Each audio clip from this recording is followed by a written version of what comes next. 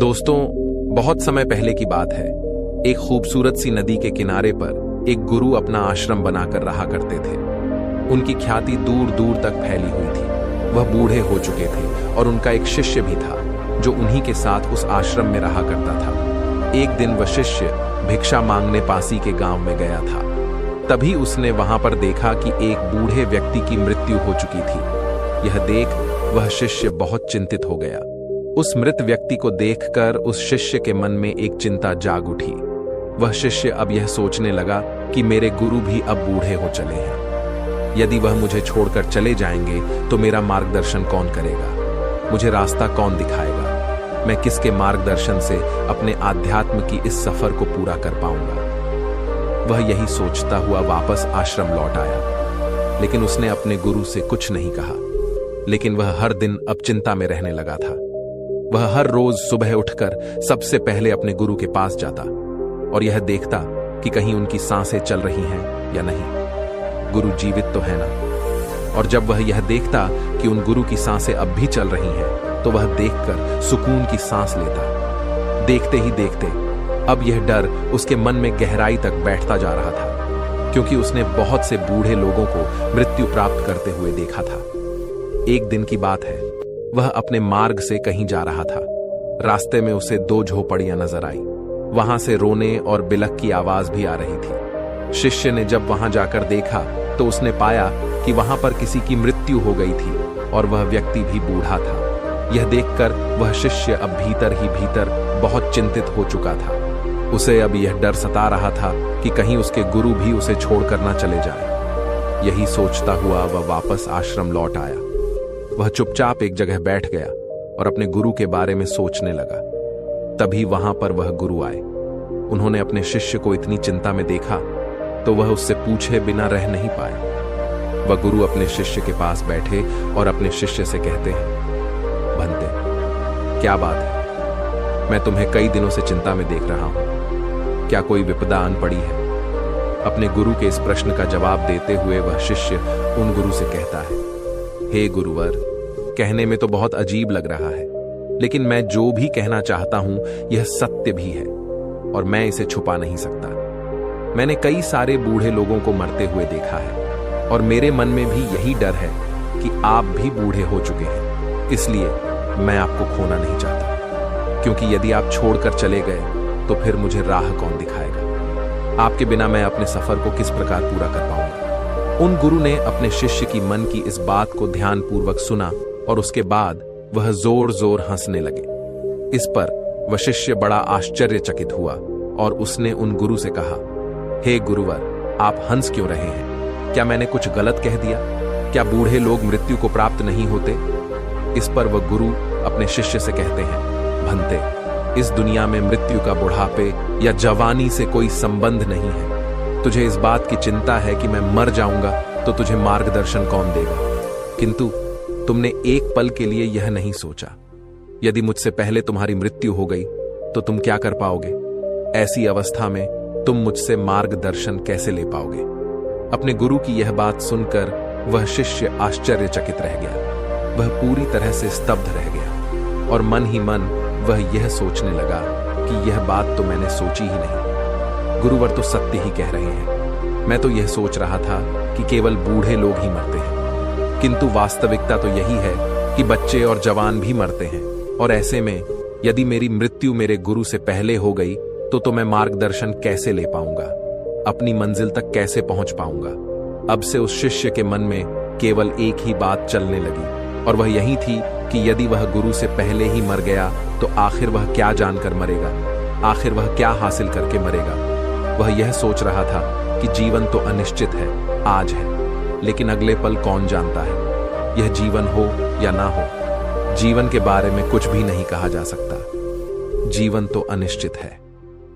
वशिष्ठ यह सब बैठकर सोच ही रहा था कि देखते ही देखते रात्रि का वक्त हो चुका था और गुरु अपने कक्ष में सोने के लिए चले गए थे। शिष्य भी सोने की कोशिश कर रहा था, लेकिन इस विचार ने उसके मन में इतनी खलबली मचा दी थी कि वह सो नहीं पा रहा था। वह बेचैन था।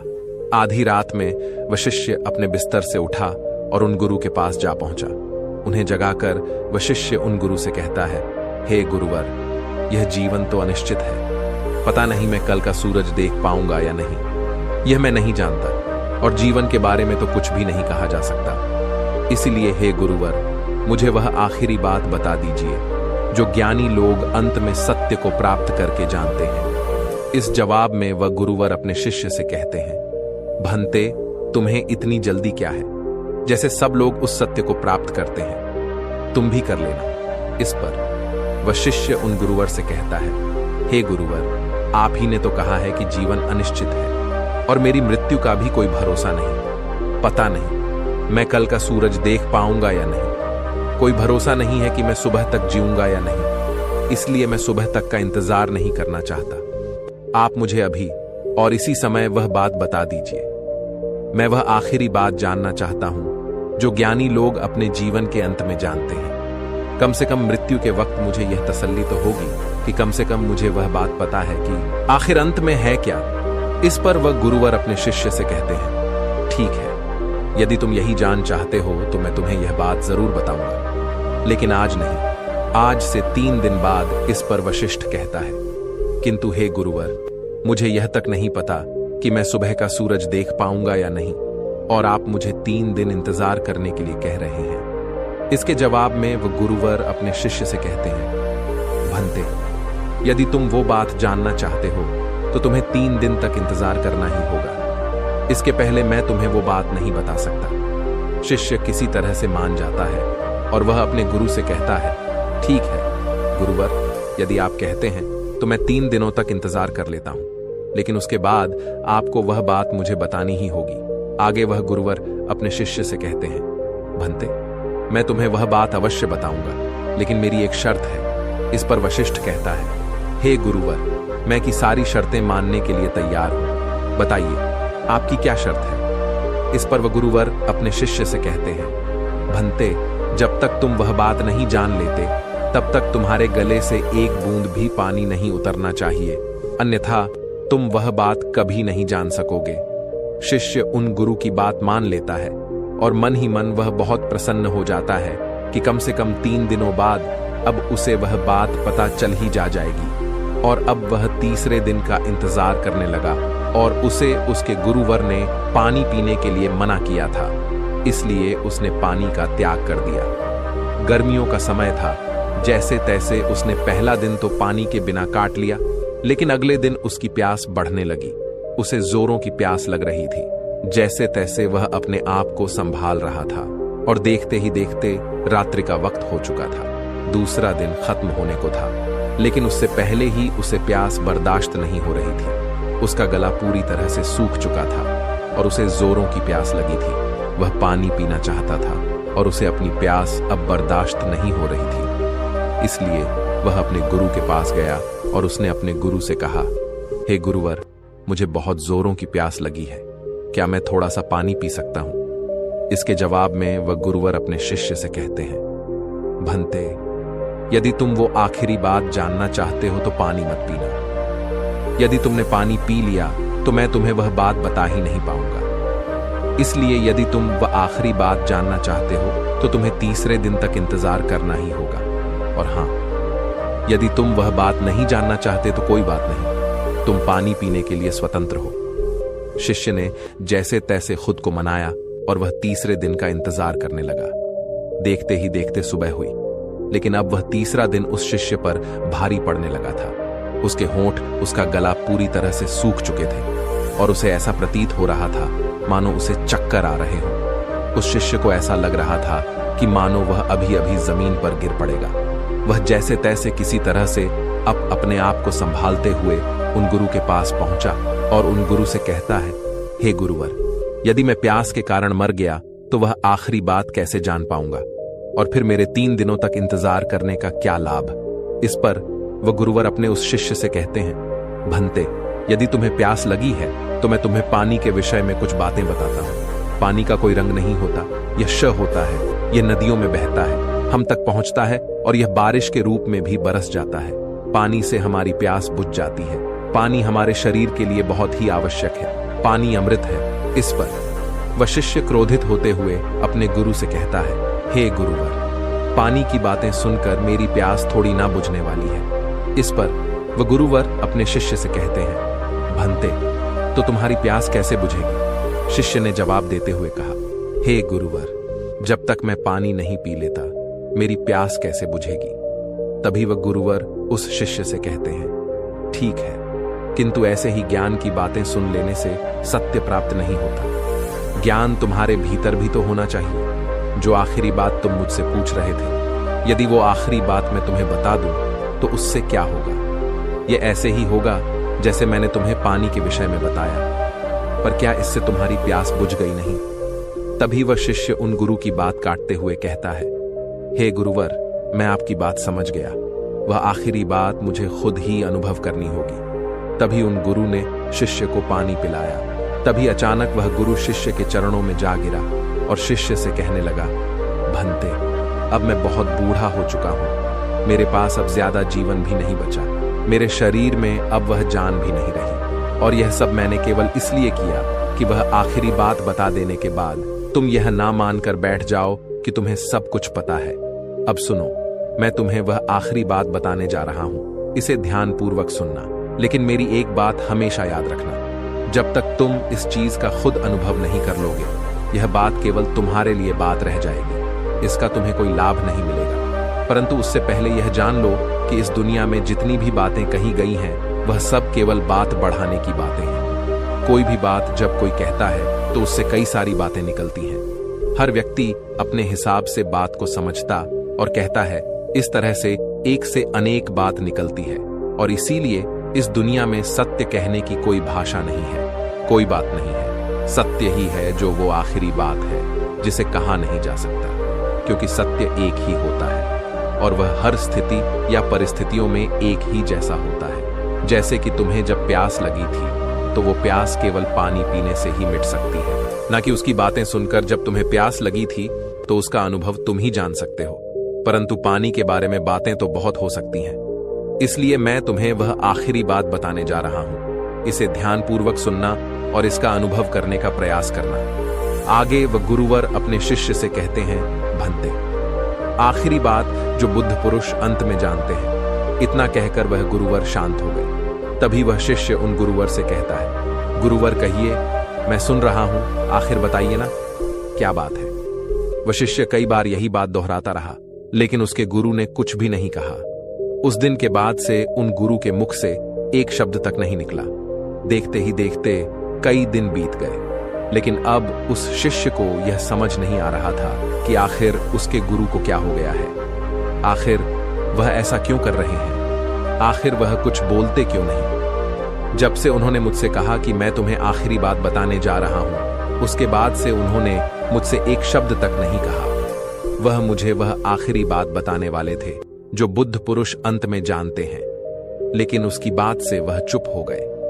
उन्होंने मुझसे तब से कुछ भी नहीं कहा है और अब तो पूरे 1 महीने बीत चुके हैं, लेकिन मेरे गुरु मुझसे कुछ कह ही नहीं रहे। वशिष्ठ इसी चिंता में लगा हुआ था। तभी अगले दिन सुबह उस शिष्य के गुरु हमेशा हमेशा के लिए चुप हो गए। किंतु अपना देह त्यागने से पहले गुरु ने अपने शिष्य को अपने थैली की ओर इशारा करते हुए कुछ कहने की कोशिश की थी और उसके बाद उन्होंने अपना देह त्याग दिया। शिष्य ने गुरु का अंतिम संस्कार किया और उसके बाद उसने उस थैली में जाकर देखा तो उसमें एक छोटी सी चिट्ठी थी और उस चिट्ठी में लिखा हुआ था, भंते, जो आखिरी बात मैं तुम्हें बताना चाहता हूं, वह आखिरी बात कभी हो ही नहीं सकती। शिष्य को अब भी कुछ समझ नहीं आ रहा था कि आखिर इसका क्या मतलब है। आखिर उसके गुरु ने ऐसा क्यों कहा है, ऐसा क्यों लिखा है, उसे कुछ भी समझ नहीं आ रहा था। कई दिनों तक तो वह इसी बारे में सोचता रहा, लेकिन उसे इसका कोई जवाब नहीं मिला। अंत में उसने यह तय किया कि जैसा भी उसे उसके गुरु ने मार्ग दिखाया है, वह उस मार्ग पर आगे बढ़ेगा और सत्य की प्राप्ति करेगा। वह आध्यात्म की मार्ग पर आगे बढ़ता गया और करीब 10 सालों की खोज बन के बाद आखिरकार एक दिन उसने सत्य को प्राप्त कर ही लिया और तब जाके उसे अपने गुरु की बात समझ में आ गई और अब वह मौन हो चुका था और अब उसे वह आखिरी बात पता चल चुकी थी। वह आखिरी बात कोई कह नहीं सकता, क्योंकि जो बात कह दी जाए वह आखिरी नहीं होती और वही सत्य है, शांति है, एक जैसा है। और वह कभी नहीं बदलता। फिर भी अगर मैं आपसे उस आखिरी बात के बारे में बात कहूं, तो मेरे कहते ही आप जितने लोग भी यह वीडियो देख रहे हैं, जो मेरी बातें सुन रहे हैं, वो उतनी ही तरह तरह की बातें निकालेंगे और वह सत्य नहीं होगा। उसमें कहीं भी आपको सत्य नजर ही नहीं आएगा और ऐसे में वह आखिरी बात भी नहीं रह जाएगी। तो आपके हिसाब से वह आखिरी बात क्या है? क्या आप अब तक जान चुके हैं या नहीं? तो यदि अगर आप अब तक उस बात को नहीं पहचान पाए, तो मैं एक बार फिर से आपको समझाने का प्रयास करता हूं और आपको बताने का प्रयास करता हूं। वह आखिरी बात है, लगता है अब तक आप समझ नहीं पाए। वह आखिरी बात है मौन। और जब हम मौन हो जाते हैं तो हम कुछ नहीं कहते, और वही सत्य होता है, वही बदलता नहीं। इसलिए जो बुद्ध पुरुष अंत में जानते हैं, वो यही सत्य है जो कभी नहीं बदलता। वैसे दोस्तों, आपने आज की इस वीडियो से क्या सीखा, वह मुझे आप कमेंट में जरूर बताइएगा। और अगर आपको ये वीडियो अच्छी लगी हो तो इस वीडियो को लाइक और अपने दोस्तों के साथ शेयर भी जरूर कीजिएगा। दोस्तों, जब हमारा मस्तिष्क अच्छे तरीके से काम करता है तो ही हम अच्छा सोच पाते हैं और जीवन में अच्छे अच्छे बदलाव भी ला पाते हैं। और जीवन में अगर आपको बड़े फैसले लेने हैं, मुश्किल हालातों से निपटना होता है, तो हमें मानसिक रूप से मजबूत होना बहुत ज्यादा जरूरी होता है। जरूरी नहीं कि आपकी जिंदगी में हर पल अच्छा ही होता रहे और आप तभी खुश रहे। कभी कभी आपकी जिंदगी में ऐसे वक्त भी आएंगे जहां पर आपको भारी मुसीबतों का सामना भी करना पड़ सकता। ऐसे में कई बार होता है कि इंसान मुसीबतों का सामना करते करते, अपने मुश्किल हालातों से लड़ते लड़ते अपने जीवन से हारने लगता है। लेकिन वहीं पर जो इंसान मानसिक रूप से मजबूत होते हैं, वह इन मुश्किल हालातों से अपने कठिन समय से बाहर जरूर निकल आते हैं। तो दोस्तों, आज की इस वीडियो में हम अपने मुश्किल वक्त से बाहर कैसे आएं, इसी पर चर्चा करने वाले हैं। मैं 8 नियम बताने वाला हूं, जिसे अगर आप जान और समझ लेते हैं तो यकीन मानिए आप अपने मुश्किल हालातों से जरूर बाहर निकल आएंगे और आप मानसिक रूप से एक मजबूत इंसान भी बन जाएंगे। तो मित्रों, आज की यह वीडियो बहुत ही महत्वपूर्ण होने वाली है, इसे छोड़कर कहीं जाइएगा नहीं। मित्रों, एक बार एक बौद्ध महात्मा आश्रम में अपने शिष्यों को दिमाग के ऊपर कुछ प्रवचन दे रहे थे। गुरु कह रहे थे कि इंसान के मस्तिष्क के विचार कभी अच्छे होते हैं तो कभी बुरे होते हैं। अच्छे विचार जब उसके दिमाग में जन्म लेते हैं तो वह अच्छी और कल्याणकारी बातें सोचता है, लेकिन वहीं पर अगर बुरे और गलत भावनाएं जन्म लेती हैं तो उससे उसका पतन होता है। तभी उन्हीं में से एक राजवंत नाम का शिष्य खड़ा होता है और गुरु से पूछता है कि गुरुवर, क्या कुछ ऐसा तरीका आप बता सकते हैं जिससे कि हम अपने मस्तिष्क को मजबूत और ताकतवर बना सकते हैं, खुद को मानसिक रूप से मजबूत बना सके। गुरु कहते हैं कि अवश्य मैं बताऊंगा, लेकिन उससे पहले मैं कुछ बातें मन पर बता रहा हूं, जिसे तुम लोग ध्यानपूर्वक सुनना। तभी जाकर के हम बताएंगे कि मानसिक रूप से मजबूत कैसे बने। तभी तुम सब इस बात को बड़ी ही आसानी से समझ पाओगे। गुरु कहते हैं कि जब भी हम कुछ सोचते हैं तो सबसे पहले वह विचार हमारे मस्तिष्क में जन्म लेते हैं और उसी के अनुरूप हमारा पूरा शरीर कार्य करने लगता है। मान लो कि आप कुछ दुख भरी बातें सोचते हैं तो आप बिल्कुल शिथिल होते चले जाते हैं, आपके शरीर की ऊर्जा कम होने लगती है। लेकिन वहीं पर अगर आप कुछ उत्साह भरी बातें सोचते हैं तो आपके शरीर के अंदर असीमित ऊर्जा बहने लगती है। आप वाकई में ऊर्जावान दिखाई देने लगते हैं। आप यह अनुभव खुद कर पाएंगे कि जब आप खुशी होते हैं तो आपके शरीर के अंदर बहुत ऊर्जा आ जाती है, आपका रोम रोम खिल उठता है। ऐसा इसलिए हुआ क्योंकि आपने अपने दिमाग में कुछ जोश भरी बातें सोची। शरीर तो वही है आपका, लेकिन जब आप दुखी होते हैं तो आपका शरीर बिल्कुल ऊर्जा विहीन हो जाता है। लेकिन जब आपके विचार जोश भरे वाले होते हैं तो आपका शरीर खिल उठता है। यानी हमारा शरीर किस तरीके से काम करेगा, यह सब हमारे मस्तिष्क में उत्पन्न हो रहे विचारों पर निर्भर करता है। अब तुम सबको मेरी बातें बहुत ही अच्छे तरीके से समझ में आएंगी। अब हम बताने जा रहे हैं कि मानसिक रूप से हम मजबूत कैसे बने। गुरु कहते हैं कि मैं तुम सबको 8 तरीका बताऊंगा। अगर आप उन 8 तरीकों को अपने दिमाग में लाएं, वैसा ही सोचते हैं, तो यकीन मानिए आपका शरीर भी वैसा ही काम करने लगेगा। जैसा कि मैं पहले बता चुका हूं कि जब आप दुखी होते हैं तो आपका शरीर ऊर्जा विहीन होने लगता है, लेकिन जब आप खुश होते हैं आपके दिमाग में अच्छा विचार आया और आप खुश हो गए तो आपके शरीर में अच्छी ऊर्जा बहने लगती है। इसका मतलब यह है कि अगर हम वह 8 तरीका जान लें और वही हम अपने दिमाग में सोचे तो हमारा शरीर भी ऊर्जा और जोश से भर जाएगा, अर्थात हम मानसिक रूप से मजबूत बन जाएंगे। और वास्तव में जब आप मानसिक रूप से मजबूत बन जाएंगे तो आप मुश्किल हालातों का सामना बड़ी ही आसानी से कर लेंगे। गुरु कहते हैं कि शिष्यों, मानसिक रूप से मजबूत बनने का पहला नियम है जो हो चुका है उसकी परवाह करना छोड़ दो। गुरु कहते हैं कि शिष्यों, मुझे यह बताओ कि सूर्य किस दिशा में उगता है। तो सभी शिष्यों ने एक साथ जवाब दिया कि गुरुजी, सूर्य पूर्व दिशा निकलता है। फिर गुरुजी ने कहा कि अगर मैं यह कहूं कि सूर्य पश्चिम दिशा से निकले तो क्या वह निकलेगा? सभी शिष्य कहते हैं कि बिल्कुल नहीं गुरुवर, सूर्य तो पूर्व दिशा से ही निकलेगा।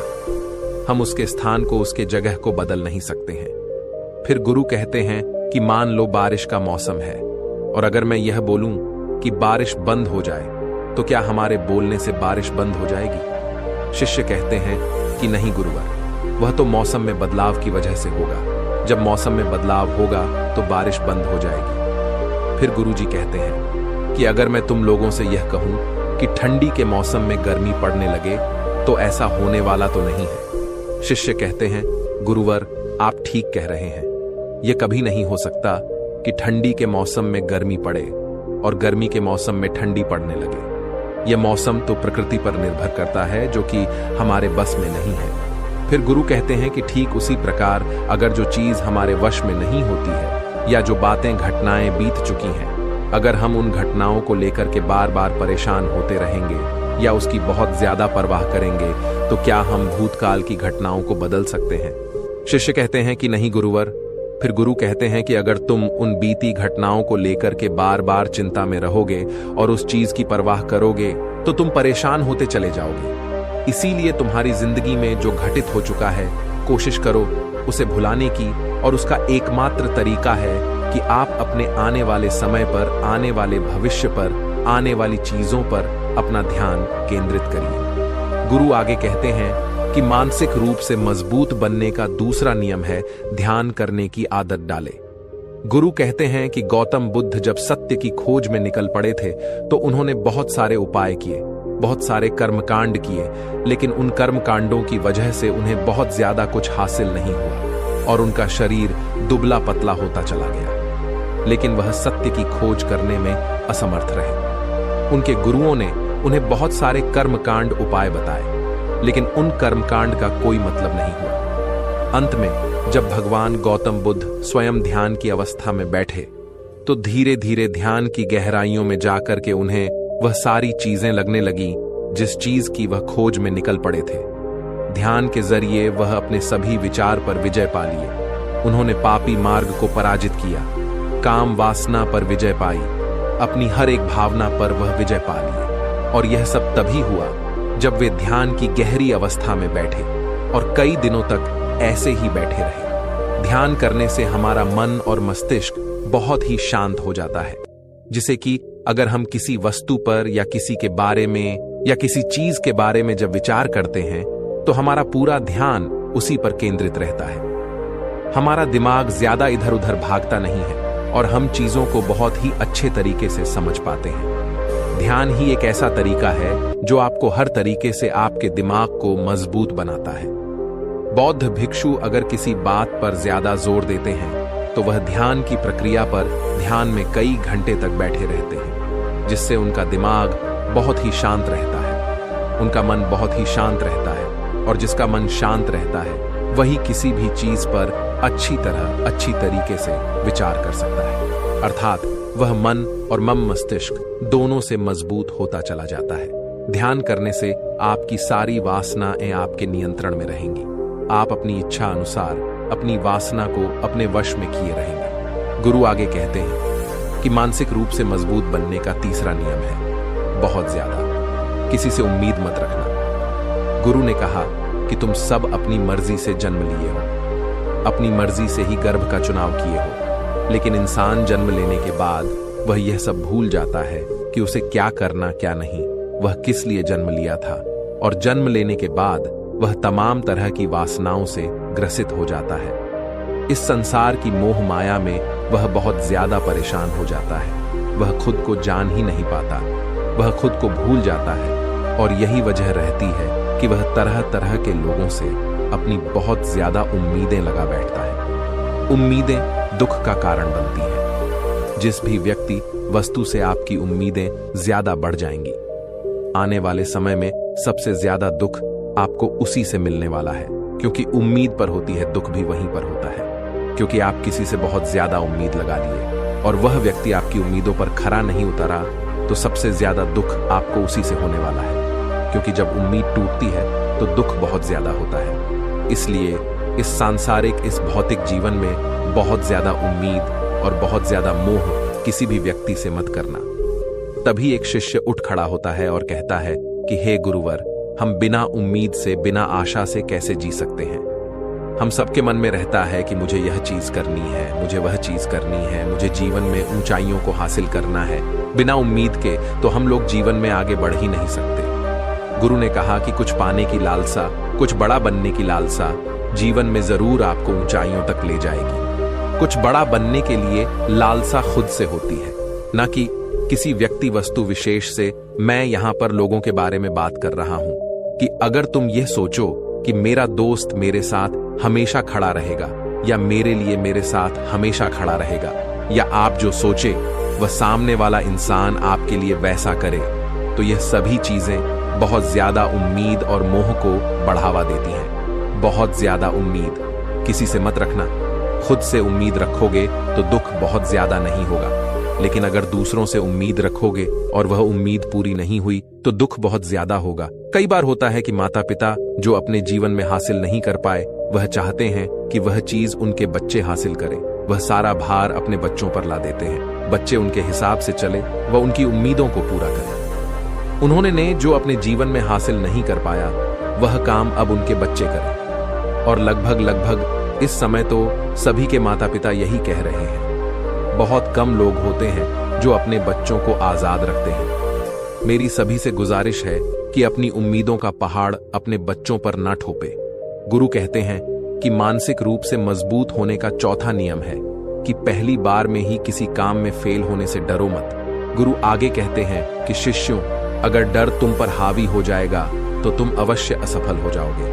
अपनी जिंदगी में वह इंसान सबसे ज्यादा असफल होता है जिसे अपने लक्ष्य को पाने का डर रहता है। अगर डर तुम्हारी जिंदगी में बढ़ गया तो तुम्हें वह असफलता की तरफ जरूर ले जाएगा, क्योंकि डर तुम्हारे आत्मबल को, तुम्हारे आत्मविश्वास को डगमगा देगा, कमजोर कर देगा।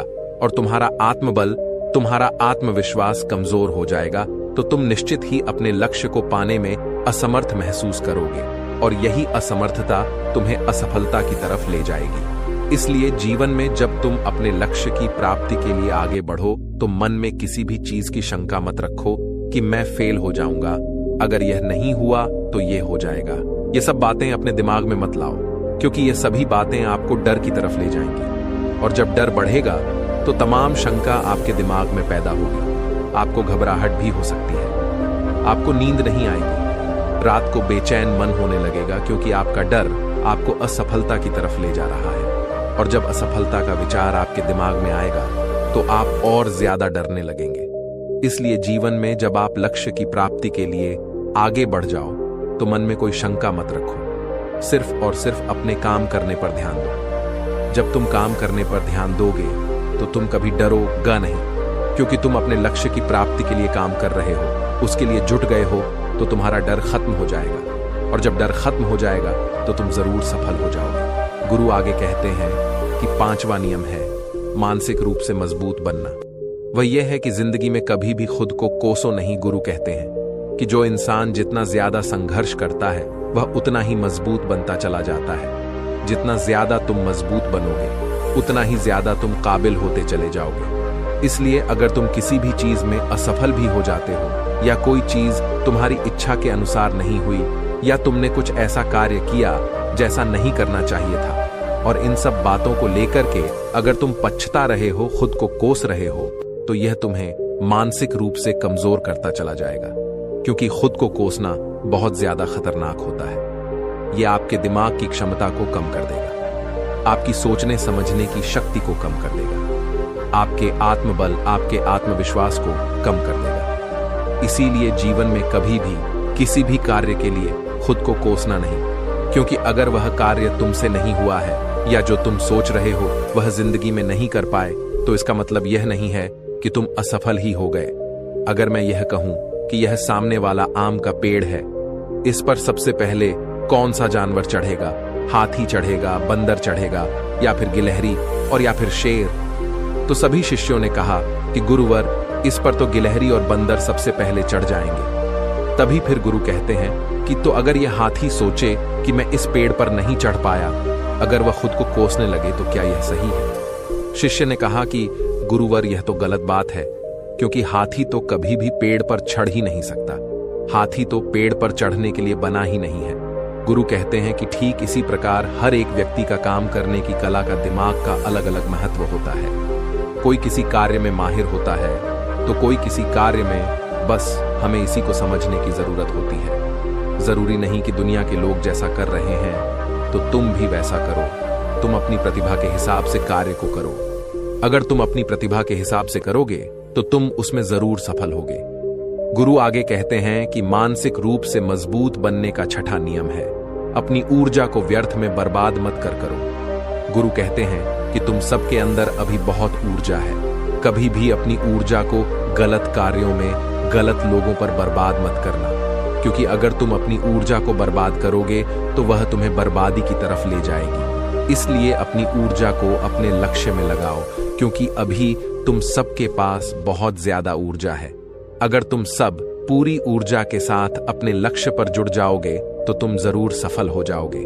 लेकिन अगर तुम ऊर्जा को गलत जगह पर लगा रहे हो तो तुम्हारी ऊर्जा बिखरने लग, और जब ऊर्जा बिखरने लगेगी तो तुम कभी भी अपने लक्ष्य को प्राप्त नहीं कर पाओगे। गुरु आगे कहते हैं कि मानसिक रूप से मजबूत बनने का 7वां नियम है, सुनो सबकी लेकिन करो अपने मन की। गुरु कहते हैं कि शिष्यों, पहले ध्यान से तुम यह पता करो कि तुम्हारे अंदर कितनी क्षमता है।